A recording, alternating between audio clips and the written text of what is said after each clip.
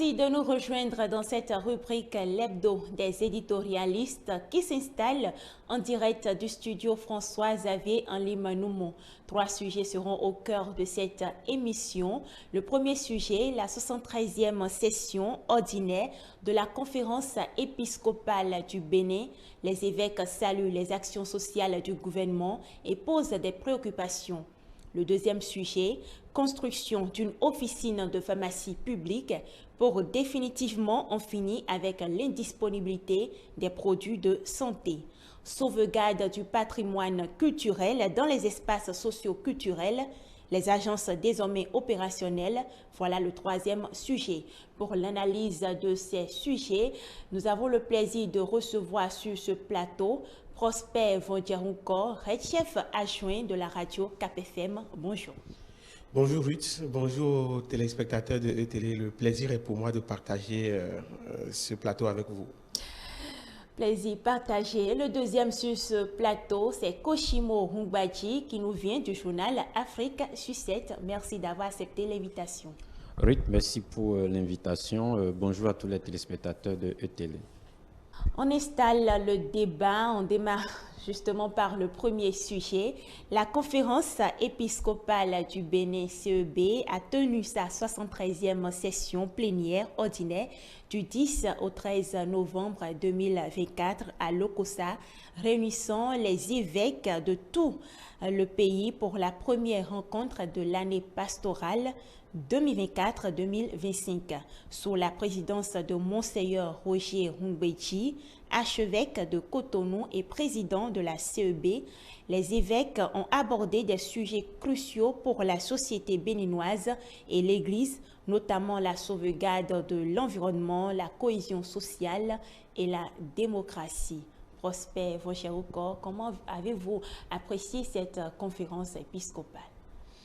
Bien, merci. Je pense qu'il le fallait parce que l'Église catholique avait une obligation, l'obligation de refaire son image. Ça fait depuis quelques années que c'est viré complètement aux politiques. Donc les débats de l'Église catholique étaient devenus des débats politiques et on se demandait quelle était vraiment la position de l'Église catholique. Et finalement, je pense que l'obligation de refaire l'image, ils ont compris. Donc, la session a permis de parler de beaucoup de sujets qui redonnent désormais l'impression que c'est la vie sociopolitique, c'est l'environnement, c'est tout ensemble qui intéresse les évêques du Bénin, sinon l'Église catholique. J'ai entendu l'environnement, le climat, j'ai entendu la santé, j'ai entendu les sujets de société comme par exemple la pauvreté ambiante. J'ai entendu aussi les félicitations de la conférence au gouvernement par rapport aux efforts qui se font tous les jours. Je pense que c'est une manière de restaurer l'image de l'Église catholique, l'image qui devenait un tout petit peu politique. On a l'impression qu'il y a eu l'Église catholique prenait une position, s'immisçait un tout petit peu dans la vie politique. C'est vrai que ce n'est pas interdit, parce qu'on sait à quel point l'Église catholique a contribué à la vie politique au Bénin. La preuve, la conférence des forces vives de la nation de février 90, qui va célébrer ses 35 ans en 2025, a eu cette réussite grâce à l'Église catholique. On ne va pas refuser. Mais à un moment donné, c'était campé. On a l'impression que c'est la politique ou rien. Mais là, je pense qu'ils ont refait l'image, ils sont revenus sur une bonne position et ils donnent la preuve que les institutions à tous les niveaux veulent contribuer à ce que la vie sociopolitique se porte de mieux en mieux au Bénin. Je vais saluer cette vivacité et cette clairvoyance de ne pas seulement tirer à bout portant, de ne pas tirer à balles réelles sur le gouvernement, sur des problèmes. Ils ont d'abord reconnu les efforts avant peut-être de faire des recommandations, de souligner des aspects qui peuvent être encore améliorés. Vous savez, on dit souvent, tant qu'il reste à faire, on peut mieux faire. Donc, ils ont reconnu que oui, quelque chose est fait, mais on peut mieux faire, on peut améliorer tel ou tel aspect. Donc, j'ai salué la franche collaboration dans les réactions, dans la façon de parler des subventions. Vous saluez cette initiative. Koshimo Hungbaji, vous êtes de même avis que Prosper? Pas totalement. Déjà, il faut dire que c'est une tribune pour l'Église catholique, sinon pour les évêques, donc de porter l'opinion de l'Église catholique sur des sujets de société et politique. Et je pense que à chaque fois, le schéma est resté le même. L'Église aborde donc des sujets qui concernent la population sur le plan de la société de façon générale. Et après, de plus en plus, c'est vrai, l'Église se prononce donc sur des sujets politiques. Et je pense que c'est guidé par l'actualité, justement. Parce que là, par exemple, vous voyez, depuis quelques mois, on parle du code électoral. Il y a les élections générales qui s'annoncent. L'Église se met en position de médiateur, si on peut le dire comme ça. Et l'Église demande, lorsque vous lisez le communiqué final, l'Église demande donc aux différents acteurs de faire l'Église fait des recommandations. Ils disent ce qu'il faut faire pour que la situation ne dégénère pas en 2026. Donc je pense que c'est de plein droit si l'Église estime que elle doit donc opiner sur des sujets politiques. Je pense que elle fait partie également des forces vives donc, de la nation. Elle fait partie donc des composantes de la société. Et ce qu'on va souhaiter, parce que de moins en moins, la voix de l'Église ne porte plus vraiment. Moi, j'ai l'impression que l'Église n'est plus vraiment écoutée. Et ça peut peut-être se justifier par la manière dont la parole est. Pourquoi n'est pas écoutée? Oui, c'est ce que j'explique. C'est peut-être la manière, et c'est là où je vais rejoindre un peu Prosper, c'est peut-être la manière avec laquelle la voix est portée. Et ça donne peut-être l'impression que l'Église tire à boulet rouge. Donc, je pense qu'il faut donc peut-être revoir la manière. Et puis, je pense qu'aujourd'hui, l'Église, normalement, a toutes les possibilités et toutes les occasions pour frapper à la porte qu'il faut, pour aller porter donc directement, pour aller dire directement ce qu'elle pense de tel ou tel sujet, pour aller faire des recommandations de façon donc directe. Ruth, je ne sais pas contredire ce qu'il a dit totalement, mais je fais ces rappels pour montrer à quel point, dans un passé très récent, l'Église catholique avait pris position. Lorsque vous vous inquiétez de l'avenir, lorsque ça craint pour l'avenir, surtout sur le plan politique, l'Église n'est pas là pour donner des ordres aux acteurs politiques. L'Église n'est pas là pour faire ce que nous pouvons appeler en parenthèse des recommandations, mais plutôt l'Église appelle à la paix. C'est le vecteur de promotion de paix qu'on voit souvent dans l'Église, pas cette composante qui donne des ordres, qui guide les acteurs politiques dans leur prise de décision. Je me rappelle, l'Église catholique avait même demandé en son temps que les acteurs politiques revoient le code électoral à un moment donné. Et à ce moment, j'avais dit, est-ce que c'est son problème? Son problème, c'est plutôt de contribuer, de faire en sorte à solliciter régulièrement et tous les jours que Dieu fait la paix. Quand l'Église catholique demande la révision du code, ça posait un petit problème. Quand l'Église prenait position dans les conflits entre les acteurs politiques, prenait position, parce que le code avait fait ce débat de position en son temps, et l'Église, au lieu de se positionner pour demander que les uns et les autres ramènent la balle à terre, l'Église demande à ce qu'on révise le code comme certains acteurs politiques le demandaient. Donc c'était pour moi une prise de position. Si elle estime que c'est la solution voilà, pour ne pas sombrer dans la violence. Non, c'était une prise de position qui était un peu visible. Donc l'Église catholique n'a pas à demander ce qu'il faut faire, mais l'Église a l'obligation d'appeler les acteurs et de leur demander de reposer la balle à terre, de repartir sur de nouvelles bases pour que la situation ne dégénère pas. Lorsque l'Église prend position, j'imagine combien les fidèles doivent aussi prendre position dans les débats. Et ça peut ne pas arranger la situation, ça peut ne pas être une solution dans ces contextes. Non, mais l'Église doit demander à la classe politique de faire régulièrement la paix pour que les fidèles contribuent à cette paix-là, à ce message-là, à la vulgarisation de ce message de paix-là. Mais demander à ce qu'on fasse telle chose, à ce qu'on règle tel problème à tel moment, de telle façon, c'était une prise de position. Donc, pour moi, la bonne formule, le communiqué final de cette session a montré clairement qu'il n'y a pas de prise de position.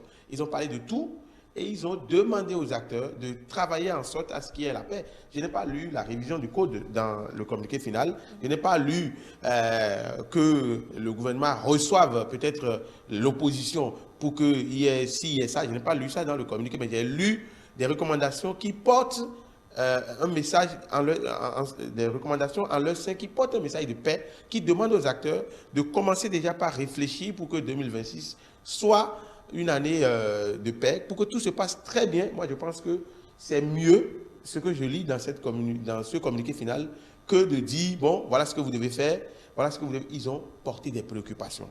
Ils ont rédigé des recommandations. C'est-à-dire, recommandation veut dire, vous pouvez faire comme vous pouvez ne pas faire.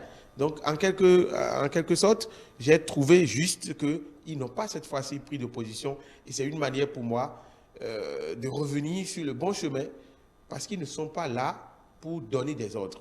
Ils sont là pour appeler à la paix à chaque fois qu'ils ont l'impression que ça peut mal tourner. C'était ce qui faisait dire... Les évêques n'ont pas abordé la relecture du code électoral. Vous êtes satisfait de cette sortie-là? Oui, parce que je n'ai pas vu une prise de position cette fois-ci. C'est ça qui m'a réjoui. L'Église catholique est en train de reprendre sa position qu'on connaissait. Cette composante qui appelle régulièrement à la paix, qui fait la paix, qui amène les uns et les autres à faire la paix, qui passe des messages de paix, de sensibilisation, que de dire « je suis de ce côté ». Je pense que oui, c'est ce que les autres ont dit, c'est ça qui est bon, c'est ça qu'on doit faire. Non, j'ai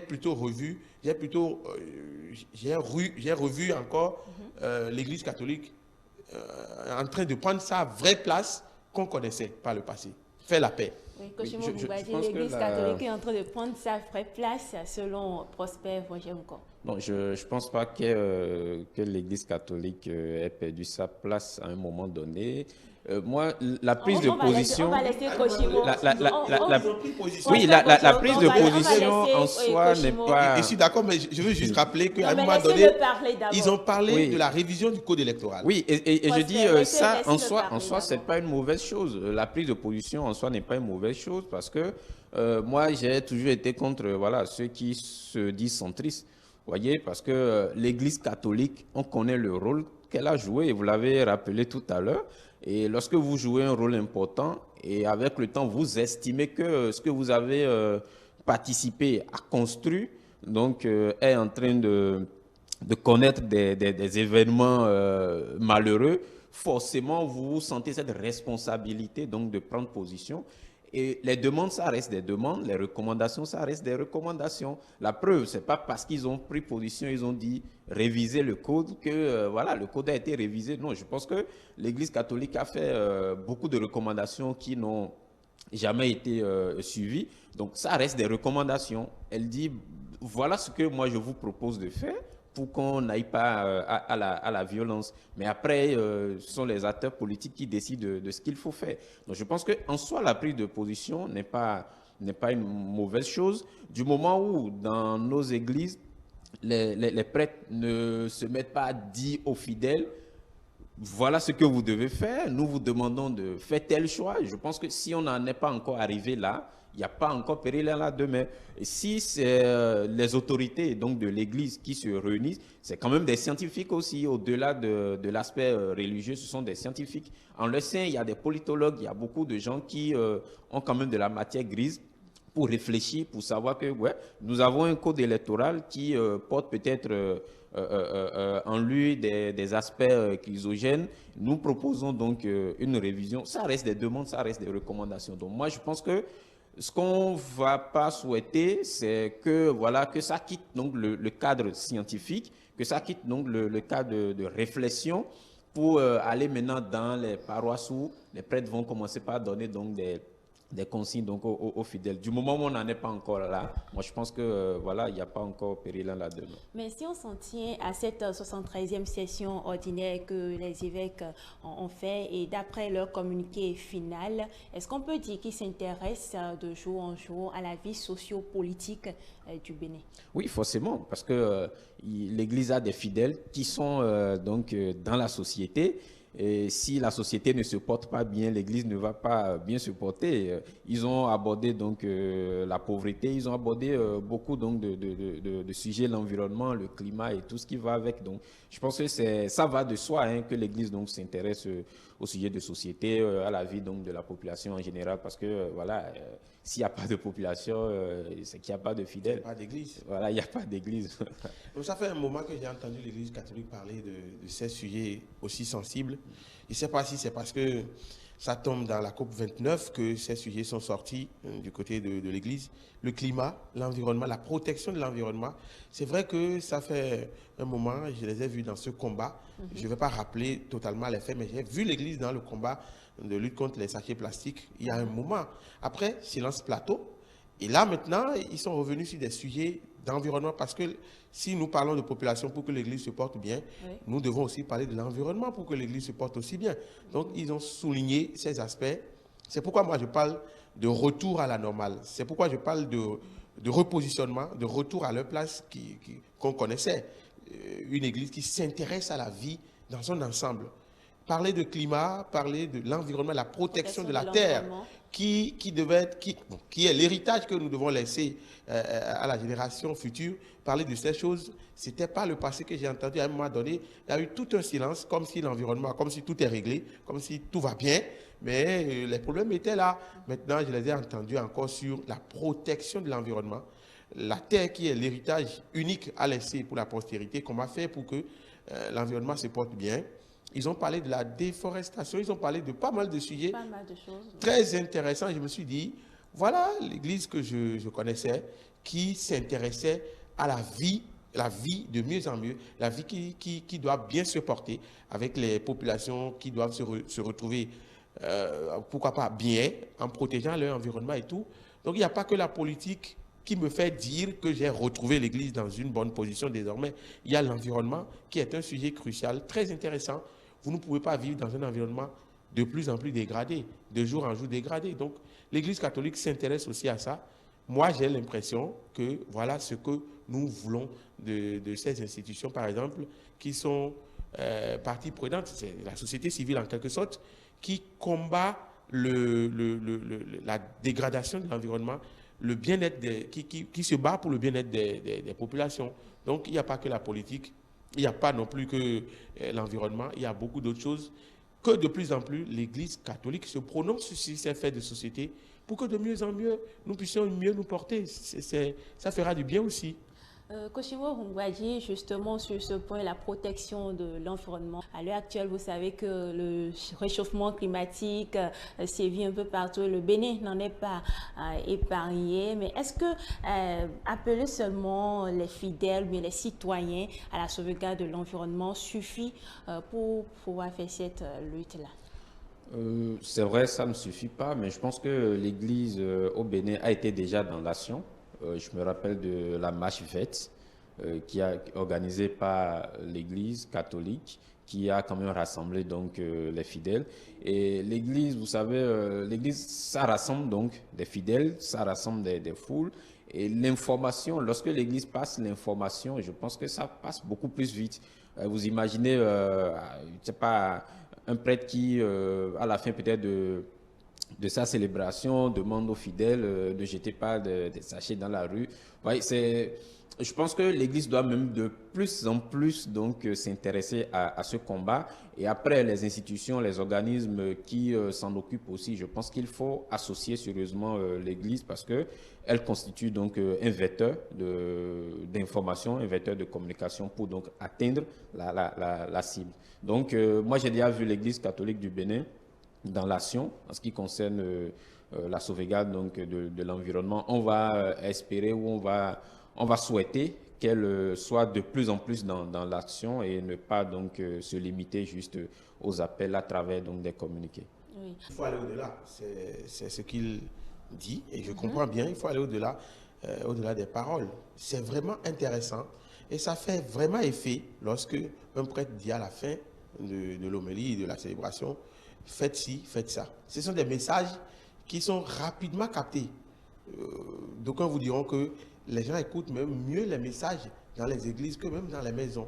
Donc, lorsque l'Église catholique s'implique dans la protection de l'environnement, s'implique dans la protection de la terre, j'imagine combien ça va vite porter, ça va vite prendre. C'est pour cela que le combat de l'Église dans la protection de l'environnement, cet aspect m'a vraiment plu. Et je me dis, ils sont en train de revenir pour que nous puissions faire ce combat ensemble. La marche verte, j'y étais. J'ai entendu beaucoup de choses qui me faisaient dire que l'Église est une partie importante des organisations d'une manière ou d'une autre, parce que ces messages sont rapidement captés. Ça passe un peu vite, c'est un autre monde, c'est beaucoup de fidèles. Et si on implique l'Église catholique dans les problèmes de l'environnement, je pense qu'on va vite aller. Donc les organisations, à un moment donné, ont compris qu'il faut s'associer à l'Église, mais lorsque le silence s'était installé, la marche verte, ça fait plus de 2 ans. Donc l'environnement, c'est tous les jours qu'il faut en parler. C'est tous les jours que nous devons régler les problèmes de l'environnement. C'est tous les jours que nous devons protéger l'environnement. Pourquoi il faut observer un silence et après revenir? C'était ma préoccupation. Donc le retour, on dit mieux vaut tard que jamais, mais il faut garder le cap. Il ne faut pas revenir des années après. Il faut tenir pour que le combat soit linéaire. Ça continue dans le temps, tous les jours que Dieu fait, qu'on parle d'environnement, pour que nous sachions à quel point il est important de faire de l'environnement une priorité, comme on en fait pour la santé, pour l'éducation, pour plein d'autres choses. On doit en faire de même pour l'environnement. Et c'est tous les jours qu'il faut faire ce combat, c'est tous les jours qu'il faut en parler, et non laisser des temps morts et puis revenir après, revenir avec les mêmes sujets. Depuis la marche verte, je n'ai plus jamais entendu l'Église catholique. Je peux me tromper, mais je n'ai plus jamais entendu l'Église catholique parler de l'environnement.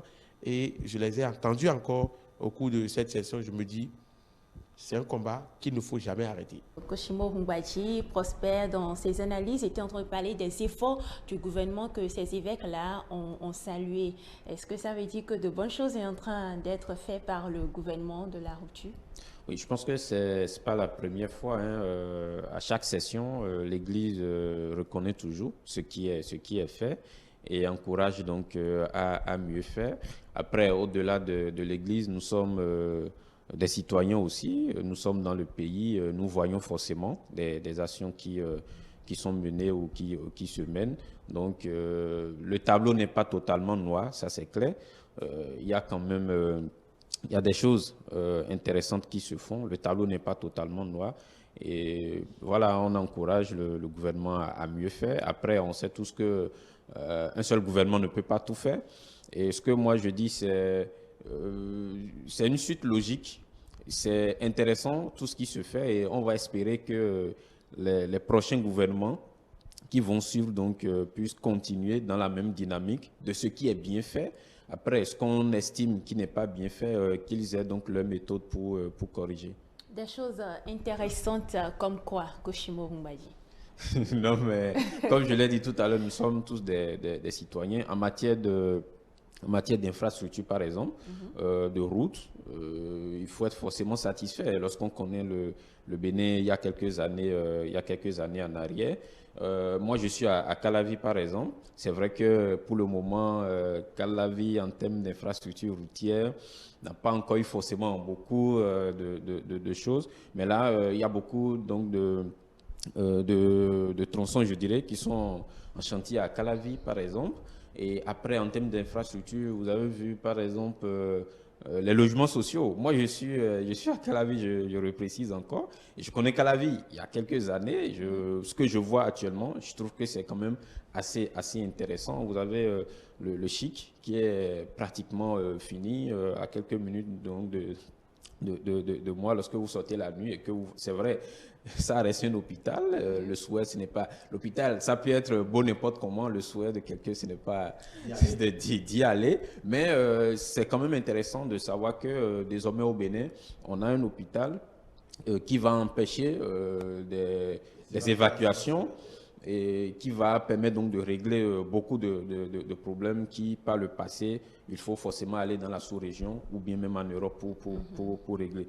Donc, en dehors de ça, il y a beaucoup d'autres choses. L'augmentation donc des salaires, ça reste un acquis du gouvernement actuel, même si on estime que, vu donc la cherté de la vie, le coût donc de la vie actuellement, voilà, on peut encore aller au-delà. Mais le gouvernement actuel a amené à ce niveau. Je crois qu'on est à 52 000 ou 52 500 actuellement. Si le prochain gouvernement fait également un peu plus d'efforts, on peut aller à 60. Si un autre gouvernement vient, il fait un peu d'efforts. Vous imaginez si par le passé, les autres gouvernements avaient peut-être déjà ramené la base à 52 000, ben, actuellement le gouvernement allait un peu plus au-delà. Donc voilà un peu des trucs qui se font et qu'il faut quand même apprécier. Oui, Mais Prosper. madame, c'est 10 ans, hein. On ne peut pas tout citer, tout ce qu'ils ont fait en 10 ans. Ils ont fait des efforts. L'Église catholique a compris que pour se faire entendre, pour se faire écouter, il faut en même temps dire ce qui est bon et ce qui n'est pas Caresser bon. un peu. Voilà. Pas forcément caresser, mais dire ce qui est bon avant de dire ce qui n'est pas bon. C'est la même chose quand on parle de carottes et chicottes. Si vous ne dites pas à un enfant, voilà ce que tu as fait, ça c'est bon, mais il reste ça à faire. Tu as déjà fait ceci, c'est bon. Maintenant, fais ceci. Si vous ne dites pas à un enfant et tout le temps vous lui dites ce que tu as fait, c'est pas bon, il faut corriger. Ce que tu as fait, si c'est ça, vous dites tout le temps à un enfant, soyez sûr que vous n'aurez pas l'expression totale de sa potentialité un de ces jours. Donc le gouvernement a fait des efforts, il faut les lui dire, il faut l'encourager. Il faut dire oui, voilà, ça vous avez fait.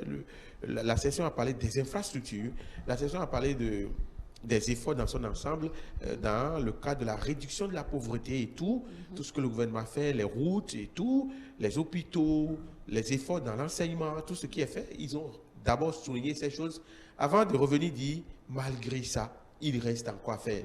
Comme l'adage qui dit, tant qu'il reste à faire, on peut mieux faire. Tant qu'il reste à faire, on peut continuer à travailler. Donc, ils ont trouvé la bonne formule de se faire écouter en disant à la personne d'abord, oui, ce que vous avez fait, c'est bon. Vous avez déjà fait des efforts, mais il reste. Il faut davantage faire parce qu'ils ont parlé de pauvreté ambiante. Ils ont parlé des Béninois qui n'arrivent pas à prendre les 3 repas par jour. Ils ont parlé de la pauvreté. Ils ont parlé des défauts encore à corriger dans le système éducatif, dans le système sanitaire et tout. Mais le fait d'avoir encouragé déjà pour ce qui est fait suffit pour qu'on puisse bien les écouter. Si vous ne voyez que le mauvais côté des choses tous les jours, à un moment donné, on ne vous écoute plus. Parce qu'on sait que vous ne faites que voir là où c'est pas bon. Vous ne voyez jamais là où c'est bon, on ne vous écoute plus. Maintenant, ils ont trouvé la bonne formule de dire, non, c'est un gouvernement qui a vraiment fourni d'efforts dans plusieurs domaines. Oui, c'est bon, mais ça reste à faire. C'est une manière de se faire écouter, c'est une manière de se faire entendre, c'est une manière de permettre à l'interlocuteur ou à la personne à qui vous parlez de vous écouter. L'encourager d'abord pour ce qui est fait. Nous sommes tous unanimes que le gouvernement du président Patrice Talon a fait un peu mieux, a amené là-bas un peu plus haut, c'est-à-dire en travaillant pour que le Bénin puisse avoir une image souhaitée, une bonne image. Nous avons les routes, nous avons l'attention accordée désormais à nos villes, comme par exemple Cotonou, qui bénéficie de beaucoup de projets. Ça ne suffit toujours pas, mais dire que ce qu'on fait, c'est déjà bien, c'est déjà des efforts, avant de demander qu'il reste à faire, c'est la formule juste pour qu'on vous écoute correctement. Nous sommes unanimes que le gouvernement a beaucoup fait, mais on ne peut jamais finir de faire. Si un jour on finit de faire, c'est que le pays n'existe plus. Donc les gouvernements vont se succéder, les efforts vont continuer, chacun va venir initier ses projets pour corriger quelque chose. Les routes qu'on est en train de faire, il y a des routes qu'on a fait par le passé qui sont redevenues encore vétustes, qu'il faut refaire. Le gouvernement va le faire. De la même manière, les routes actuelles qu'on est en train de faire, je ne sais pas quelle est... Je ne suis pas spécialiste pour doser les qualités et autres, mais ce qui est sûr, ça ne va pas durer toute une éternité. Plus tard, ces routes auront encore des problèmes et c'est un autre gouvernement qui viendra encore corriger ces problèmes. Donc c'est comme ça qu'un pays vit. On travaille, on va de l'avant, après il y a des choses à recorriger, un peu en arrière, on retourne les corriger et puis on continue d'avancer. Donc le fait d'encourager le gouvernement, de lui dire voilà ce que vous faites c'est bon, avant de faire des recommandations. Je suis sûr que le gouvernement aussi va apprécier, les acteurs politiques vont apprécier ceux qui soutiennent les actions du gouvernement. Vous savez, c'est ça aussi, hein, la mouvance et l'opposition. Ceux qui soutiennent les actions du gouvernement vont comprendre que oui, l'Église catholique n'a pas fait que tirer à boulet rouge. Ils ont félicité d'abord pour ce que nous faisons. Ils ont encouragé les efforts d'abord avant de faire des recommandations. Ça veut dire que ce qu'ils ont dit comme recommandation, c'est bon, parce qu'ils ont déjà dit ce qui est bon. Maintenant, ils nous ont dit ce qui reste à faire, c'est bien. L'opposition aussi va comprendre que oui, le gouvernement travaille et les parties prenantes, la société civile reconnaît les efforts et ensemble, nous allons contribuer à ce que ces efforts se poursuivent pour que plus tard, nous puissions avoir ce pays dont nous rêvons tous, où nous avons le minimum à portée de main. Parlant des recommandations, Koshimo Hungwaji, qu'est-ce que vous pensez des recommandations qui ont été faites par les évêques? Non, je pense que ce sont des recommandations assez intéressantes. Comme je l'avais déjà dit, ça reste des recommandations. Il revient au gouvernement d'analyser la pertinence de l'opportunité et de savoir si, voilà, est-ce qu'il faut les mettre en pratique ou pas. Donc, je pense que ce sont des recommandations qui vont dans le sens donc, de la consolidation de la paix et de la sauvegarde donc, de la quiétude, parce que nous avançons vers 2026, élection générale, première expérience pour le Bénin. Ça va être compliqué, forcément, ça on le sait tous. Donc, si l'Église fait des recommandations pour que les choses s'organisent mieux, je pense que voilà, il faut les prendre. Mais comme je dis, l'Église dit pour elle et après les politiciens décident de ce qu'il faut faire. Les élections générales, organiser autant d'élections dans un seul bloc, c'est une première expérience. Et là, il y a de quoi craindre. On se demande, est-ce qu'on va s'en sortir? Est-ce qu'on va réussir? Et déjà, les structures comme l'Église doivent déjà commencer par mettre la main sur la plaie pour dire, attention, là où nous allons, ce que nous voulons faire, c'est grand. Et donc, prenons les dispositions pour que ça ne dégénère pas. On parle de la vie politique, où c'est facile de virer au noir, c'est facile de se tromper, c'est facile de ne pas épouser les mêmes points de vue. Et quand on n'épouse pas les mêmes points de vue en politique, ça peut ne pas bien tourner parfois. Donc, l'Église catholique commence par tirer la sonnette d'alarme pour dire, là où nous allons, c'est un peu risqué, parce que nous ne l'avons jamais fait. Alors, faisons attention. Commençons déjà par poser les jalons. On est à un peu plus d'1 an. Commençons par poser les jalons. Commençons par réfléchir maintenant pour que chacun puisse trouver son compte le moment venu, pour qu'on n'aille pas dans le décor. Donc, c'est une recommandation pertinente. Et je suis sûr que les acteurs politiques vont comprendre que ce que l'Église catholique dit à propos de 2026, ce n'est pas pour prendre position, ce n'est pas pour situer quelqu'un, ce n'est pas pour orienter les débats, mais plutôt pour demander aux uns et aux autres de commencer par faire dès maintenant ce que chacun doit faire pour que la paix règne le moment venu. C'est déjà l'appel à la paix en demandant aux acteurs de commencer à réfléchir un peu plus tôt parce que nous voulons faire une première expérience et ce n'est pas évident qu'on réussisse. Si on réussit, c'est bon et c'est le souhait de tous les Béninois. Nous voulons réussir, mais ça craint parce que nous ne l'avons jamais fait.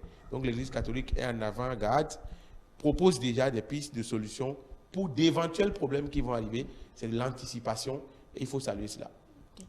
Et les évêques se sont opposés à toute tentative d'usage de force pour accéder au pouvoir, réaffirmant leur soutien à des processus électoraux libres, transparents et inclusifs.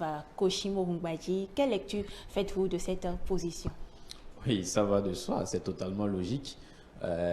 L'Église, on l'a rappelé plusieurs fois ici tout à l'heure, a fortement contribué à l'avènement de la démocratie. Vous n'allez pas contribuer à l'avènement de la démocratie et venir dire que ouais, on peut accéder au pouvoir par la force, je ne pense pas. Donc c'est totalement logique. Nous sommes dans un pays démocratique, nous avons des processus électoraux qui s'organisent de façon démocratique. Pour prendre le pouvoir au Bénin, il faut y aller par un processus démocratique. Il faut le prendre dans les urnes. Donc, c'est ce que l'Église a rappelé. Et je pense que c'est ce que nous devons tous donc, rappeler et souhaiter en tant que démocrates. Donc, Prosper Vongeonko, les évêques appellent au respect de la Constitution. Ils ne peuvent pas dire autrement. Je ne vois pas cette structure qui va demander que la Constitution soit bafouée. La Constitution, c'est la Bible du pays. Donc, l'Église catholique ne va pas dérober, ne va pas déroger à la règle. Il faut contribuer au respect de la Constitution. Le message a sa raison d'être parce que la sous-région s'est portée mal ces dernières années. La sous-région s'est portée mal. Il y a eu des histoires au Sénégal. Après, c'est la Côte d'Ivoire avec des petits soucis et un mandat de plus. Nous avons le Burkina Faso, le Niger, le Mali qui ont tenté des choses pas catholiques, des choses qu'on n'a pas acceptées parce que on ne peut pas prendre le pouvoir par la force dans un pays qui se veut démocratique. Donc, quand tout ça se passe autour de nous, nous devons nous inquiéter. Les hommes sont ce qu'ils sont, mais les circonstances peuvent tout changer. Et donc, être prévoyant, commencer déjà par mettre la puce à l'oreille des uns et des autres, c'est une bonne formule. C'est pour cela que je trouve, ma part, que la sous-région n'est pas stable et on est dans la sous-région, on doit craindre. Donc, ce qu'ils ont demandé, c'est de bon droit. Hein. On ne peut pas vouloir que dans un pays comme le Bénin, avec tout ce qui s'est fait depuis 1991, qu'on encourage la prise de pouvoir par la force. C'est pas bon. La Bible, c'est la Constitution. Il faut la respecter jusqu'au bout. Et tout le monde ne peut que demander ça. Il faut respecter la Constitution. Nous allons aborder le deuxième sujet. Le gouvernement va bientôt construire une officine de pharmacie publique à Cotonou. Une décision qui fait suite à l'adoption mercredi dernier de 9 décrets portant organisation des activités pharmaceutiques en République du Bénin. Koshimo Ngbaji, qu'est-ce qui a motivé le gouvernement à prendre de telles décisions selon vous? Oui, je pense que le compte rendu du Conseil des ministres l'a signifié. De plus en plus, il y a des produits pharmaceutiques qui se font rares dans les pharmacies privées parce que voilà, on estime que ces produits coûtent peut-être cher ou le processus de conservation est assez compliqué. Donc l'État vient combler ce vide, l'État ayant forcément un peu plus de marge de manœuvre, un peu plus donc de moyens que le privé. L'État décide donc de construire une officine de pharmacie publique pour l'approvisionnement donc de ces produits qui se font rares dans les pharmacies privées. Je pense que ce n'est pas parce que tout de suite on peut croire que l'État veut faire quelque chose qui existe déjà. Donc il faut préciser que l'État vient apporter un plus, l'État vient donc combler un trou qui était là et qui n'était pas comblé par les privés, compte tenu donc de certaines contraintes. Et après, je pense que c'est un apport qui va faciliter un peu plus donc la vie aux populations. Parce que vous imaginez, lorsque vous avez un patient à l'hôpital et qu'on prescrit un produit que vous ne trouvez dans aucune pharmacie, ça fait compliqué. Donc, l'État vient régler le problème d'une manière ou d'une autre. L'État vient combler un trou et à travers cette création de la pharmacie. Oui, c'est un grand vide, un très grand vide qu'il faut combler. C'est vrai que ça a pris beaucoup de temps, mais finalement, c'est une décision salutaire. Vous savez, il y a des médicaments qui coûtent cher, non seulement, mais le processus de conservation ou la péremption, ça ne dure pas. Alors que ce sont parfois des médicaments qui soignent des maladies rares. Donc, un privé ne peut pas prendre le risque d'investir dans un médicament qui soigne une maladie rare, dans un médicament qui ne va pas tarder à être périmé, à être jeté à la poubelle, parce que le privé, entre parenthèses, c'est du capitalisme. Et c'est au gouvernement de faire en sorte que les citoyens se portent de mieux en mieux. Donc, les réformes implémentées dans le système sanitaire doivent forcément passer par là. Il faut faire en sorte que les produits soient disponibles. C'est le gouvernement qui est garant de la santé des citoyens. Donc, c'est le gouvernement qui doit prendre tous les risques relatifs à la santé. Le gouvernement peut payer le prix d'un produit qui va être périmé et jeté. Le gouvernement peut payer le prix des conditions de conservation des produits dans le pays. Il n'y a pas longtemps, j'ai une connaissance on devait traiter une patiente au CNHU. On vous dit que le médicament se trouve en Chine ou en Inde. C'est vrai, ça coûte suffisamment cher, mais c'est à cette distance-là. Donc vous imaginez le temps de faire la commande, que ça arrive pour qu'on soigne une patiente, ça peut tourner mal. Et ce n'est pas parfois l'argent qui manque, mais le produit qui n'est pas là. Donc c'est le gouvernement qui doit prendre ses responsabilités, faire en sorte que, oui, les produits soient disponibles sur le marché à n'importe quel prix. Je suis d'accord, tout ce qui va arriver après, la cherté et tout. Mais il faut que le produit soit là d'abord. Après, on pourra discuter des efforts du gouvernement à permettre aux citoyens d'acquérir ces produits. Mais qu'on dise qu'il n'y a pas tel produit sur le marché parce que les privés n'ont pas la marge de manœuvre pour l'acquérir et le déposer dans les officines, ça pose un peu problème. Donc, le gouvernement a pris ses responsabilités, étant garant de la santé des citoyens, a pris ses responsabilités pour que nous ayons désormais les produits pharmaceutiques à portée de main autour de nous, pour qu'on n'ait pas à faire des distances considérables ou à faire du temps pour trouver des produits. Donc, c'est une responsabilité prise, c'est un rôle régalien que le gouvernement va jouer, qu'on a oublié par le passé et qu'on veut rattraper. Donc, on ne peut pas accuser, on ne peut pas refuser à quelqu'un de rattraper un retard, de corriger un déficit. Donc, le gouvernement a compris que c'est sa responsabilité de faire cela et ils sont en train de le faire. Moi, je trouve c'est énorme. Il faut saluer cette décision. Vivement que ça aille vite pour que nous puissions les avoir. Nous puissions avoir ces officines dans un bref délai et trouver ces produits pharmaceutiques sur le marché le plus rapidement possible. Koshimo Rungbaji, qu'est-ce qui doit définir cette nouvelle pharmacie pour qu'on puisse faire la différence entre cette nouvelle pharmacie qui veut être construite et les autres pharmacies privées qui existaient déjà? Non, la différence déjà, c'est l'offre. Cette pharmacie va donc mettre à disposition du public des produits pharmaceutiques rares.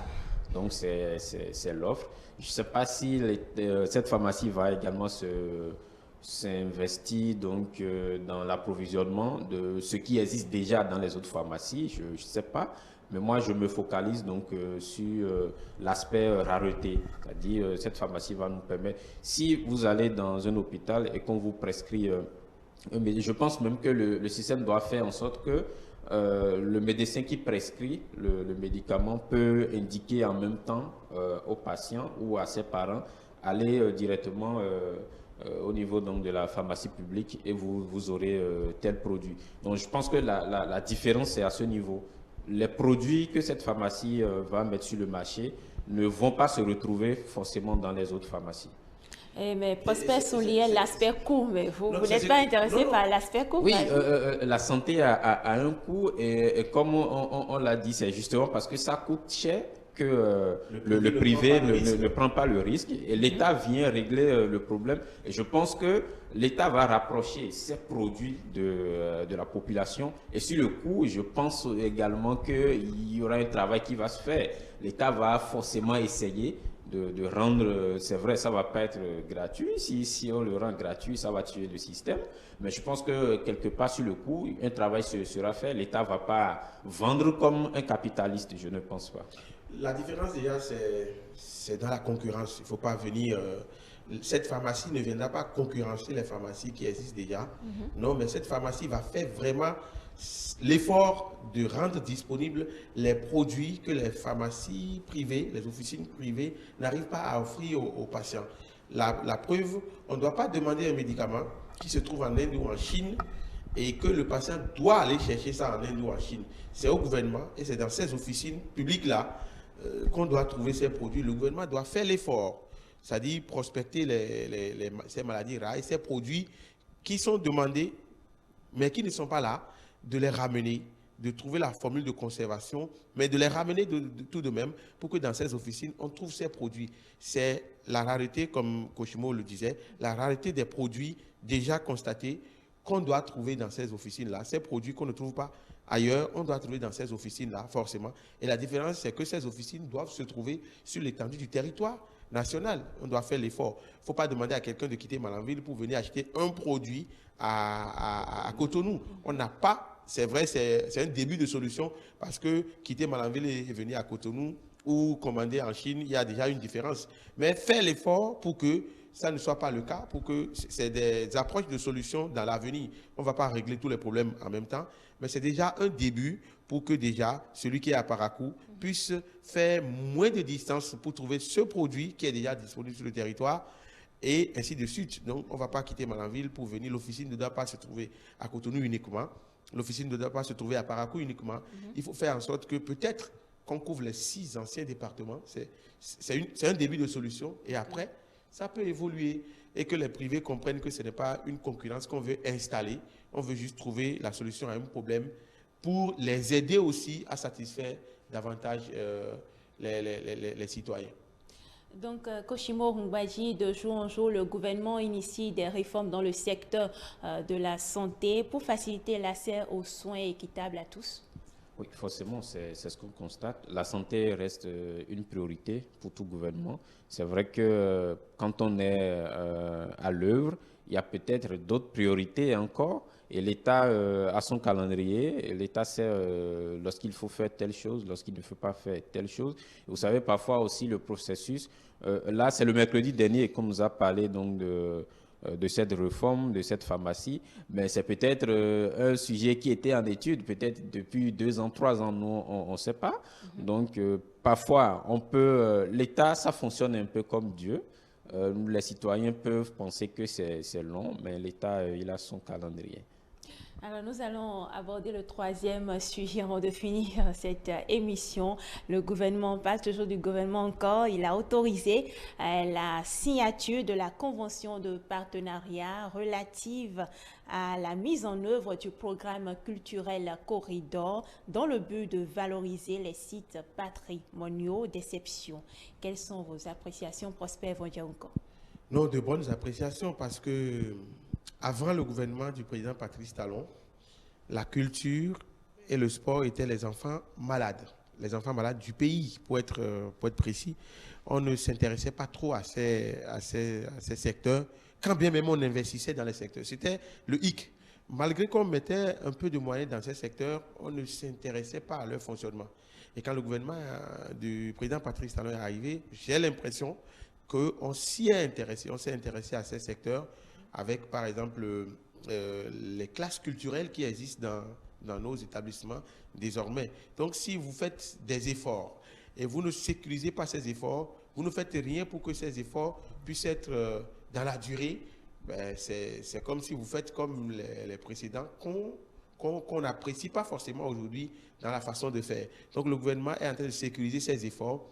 La culture, c'est l'autre image d'un pays, c'est l'autre face d'un pays. Quand vous parlez de beauté du pays, quand vous parlez des infrastructures routières, de l'éducation et tout, il faut aussi parler de la culture qui est l'autre revers de la même médaille. Donc, c'est la culture qui repositionne le Bénin. C'est à travers la culture aussi qu'on identifie et qu'on connaît un pays. Donc, le gouvernement s'intéresse à ce secteur. Ce qu'on veut faire avec ce que j'ai lu au Conseil des ministres du mercredi dernier, je pense qu'on s'est intéressé aux grands aires culturels du pays. L'aire culturelle Adjatado, l'aire culturelle Nago, l'aire culturelle Fond. Après, il y a le Septentrion. Donc, on s'est intéressé aux grands aires culturels pour permettre d'ailleurs à l'ensemble du territoire de trouver d'interlocuteurs. Lorsqu'on va installer ces directeurs, ces gestionnaires, entre parenthèses, je pense qu'il y aura d'interlocuteurs et chacun, en ce qui le concerne, doit faire en sorte pour que de son côté, ça puisse fonctionner, pour que les aires culturelles reviennent au devant de la scène, pour que chacun puisse manifester son savoir-faire et révéler autrement le Bénin. Nous ne sommes pas ces pays où on se concentre sur une culture. Nous sommes un pays multiculturel et dans ces conditions, il faut se valoriser. Donc le gouvernement s'intéresse au secteur de la culture, c'est une bonne chose. Le gouvernement s'intéresse au secteur, pas dans les mots, mais dans les actions. Nous attendons ce que ces directeurs qui seront installés vont pouvoir faire chacun en ce qui le concerne pour révéler la région dans laquelle l'aire culturelle, au niveau duquel on l'a repositionné pour le bonheur du Bénin. Moi, je salue la décision, je salue l'intérêt accordé à la culture qui est aussi une autre façon de révéler le Bénin. À un moment donné, moi, je me suis posé la question de savoir quel est le rôle. Qu'est-ce que le ministère de la Culture fait réellement? On va laisser Koshimo s'opiner là-dessus. Bon, la culture, c'est notre identité. Et à travers cette signature, le gouvernement montre son intérêt pour la valorisation de la culture. Koshimo Moumbadi. Oui, forcément. Et tout ça, ça s'inscrit dans une suite logique. On a par exemple les classes culturelles au niveau des collèges. Alors, lorsque vous formez des enfants pour la culture et qu'après, il n'y a pas un prolongement, vous voyez, ce n'est pas intéressant. Et comme Prosper l'a dit, c'est une manière de sécuriser les efforts qui sont en train d'être faits. Et l'autre chose, je pense que c'est également une manière de réorganiser la promotion culturelle à la base. C'est-à-dire, là, chacun se retrouve dans son aire culturelle. Chacun se retrouve donc à la base à défendre sa culture, à organiser, à réorganiser, à révéler donc sa culture. Je pense que tout va se reposer maintenant sur les dirigeants ou les responsables qui sont donc installés. C'est à eux donc de mettre en place leur plan d'action, la stratégie, parce que l'État montre la voie à suivre, mais après, vous savez, c'est les hommes qu'on place à la tête donc de ces projets qui doivent se donner à fond, qui doivent donc aller. C'est aussi vrai que l'État ne montre pas seulement la voie, mais l'État doit pouvoir également rester derrière. Il doit avoir un mécanisme donc de suivi pour que les travaux, les actions que ces responsables vont mener puissent donc s'inscrire dans la même logique que l'État. Oui, Prosper, vous avez quelque chose à ajouter sur ce sujet? Non, je veux bien croire qu'il y aura le suivi. C'est mon intime conviction. Ce sont des efforts qui se font. Il ne faut pas les laisser s'évaporer. Il faut les suivre. Je veux bien croire que le gouvernement Talon fait dans le suivi aussi quand on installe les structures pour gérer telle ou telle chose. Donc, c'est une bonne chose de vouloir davantage faire la promotion de la culture du Bénin. C'est une bonne chose aussi de pouvoir suivre ces projets, de suivre de bout en bout. Et je pense que les directeurs qui sont installés, qui seront installés, prendront à cœur le sujet pour que chacun dans son air, parce que j'ai l'impression qu'on a positionné chacun dans une zone qu'il maîtrise.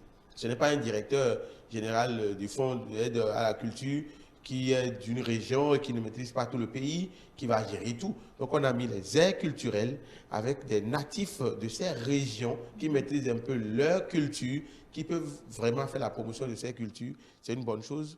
Attendons les années qui vont suivre, mais je veux déjà peut-être suggérer qu'il y ait un suivi, que les projets soient réalisés, les projets soient rédigés à la hauteur de ce qu'on veut faire pour que dans peu de temps, nous puissions parler d'une culture béninoise de plus en plus brillante. Eh bien, c'est sur vos propos que nous allons mettre fin à cette émission. Nous avons abordé 3 sujets sur ce plateau. En un, la 73e session ordinaire de la conférence épiscopale du Bénin, les évêques qui saluent les actions sociales du gouvernement et posent des préoccupations. En 2, la construction d'une officine de pharmacie publique pour définitivement en finir avec l'indisponibilité des produits de santé. Et le 3e sujet, sauvegarde du patrimoine culturel dans les espaces socio-culturels, les agences désormais opérationnelles. Sur ce plateau, nous étions avec Prosper Voncherouko, chef adjoint de la radio KPFM, et Koshimo Ngbaji, qui nous vient du journal Afrique sur 7. Ce sera tout pour l'hebdo des éditorialistes, mais dimanche, c'est politique se poursuit.